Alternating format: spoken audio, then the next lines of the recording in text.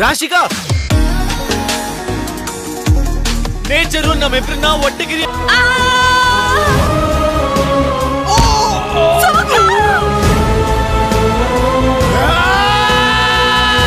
আজকে রিভিউ করব মানাদা কাদালু মুভি। তো কেমন হয়েছে মুভিটা, আপনার কি দেখা উচিত? মানাদা কাদালু হলো 2025 সালের একটি ভারতীয় কন্নড় ভাষার রোমান্টিক ড্রামা মুভি, যা যোগরাজ ভাট দ্বারা রচনা এবং পরিচালনা করা। এই চলচ্চিত্রে প্রধান ভূমিকায় অভিনয় করেছেন সমুখা, রাশিকা শেট্টি এবং অঞ্জলি অনিশা। রঙ্গায়ণ রঘু এবং দত্তনা সহ গুরুত্বপূর্ণ পার্শ্ব চরিত্রে অভিনয় করেছে। মুভির কাহিনীটা যদি ছোট করে বলি, ছবিতে সমুখা নামে এক 4th ইয়ারের MBBS ছাত্রকে দেখানো হয়েছে, যে তার কলেজে হৃদয়রোগে আক্রান্ত হয়ে যায়। একজন পিয়নের মৃত্যু দেখার পর চিকিৎসা বিজ্ঞানের উপর বিশ্বাস হারিয়ে ফেলে।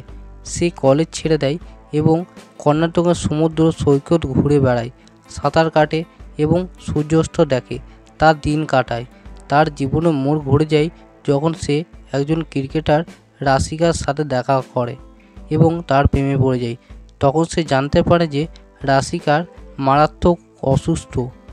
এরপর কি হয় সেটা জানতে মুভিটা দেখতে হবে। মুভির পজিটিভ ও নেগেটিভ দিক।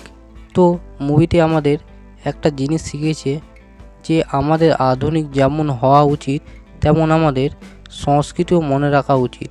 এবং মুভিতে রোমান্টিক সিনও ভালো করেছে, যেটা দেখতে ভালো লাগবে।